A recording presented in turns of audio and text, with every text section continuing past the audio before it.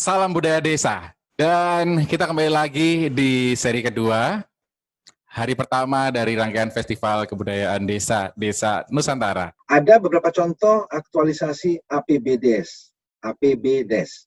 Jadi anggaran pembelajaran dan anggaran pendapatan dan belanja desa dalam implementasi hal restorasi gambut. Bagaimana tahapan program yang dilakukan dalam hal ini adalah advokasi anggarannya? Tahapannya satu, memastikan ada payung kebijakannya dulu di tingkat nasional.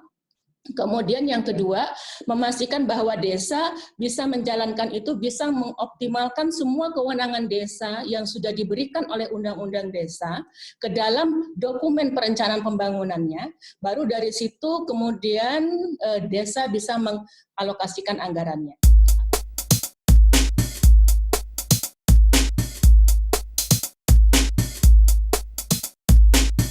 Untuk di rawa gambut, terkait dengan larangan kami salah satunya untuk memberi teguran atau batas itu di sasi. Sasi artinya ditanam satu tiang, tanda larangan, diikat pakai janur atau daun kelapa. Oke.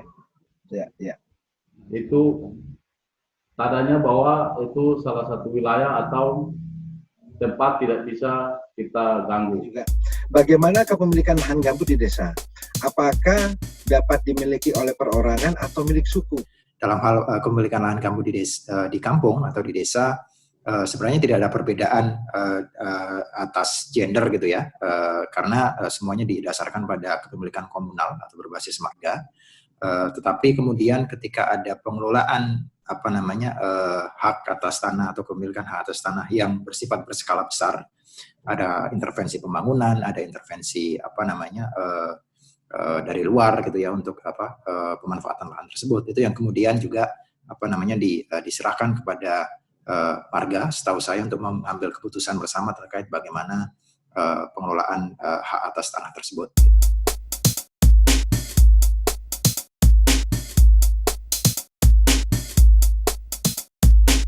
Ketika kita berbicara tentang kampung peduli gambut, termasuk Kaliki, termasuk juga tadi yang disebutkan oleh teman-teman kemitraan dan juga Ibu Naomi, itu sebenarnya adalah sebuah contoh kolaborasi di tingkat tapak yang paling jelas antara pemerintah pusat, pemerintah daerah, pemerintah kampung, dan CSO, selain juga warga masyarakat adat. Sehingga mereka perlu tahu, perlu memikirkan langkah-langkah apa yang harus dilakukan oleh mereka gitu.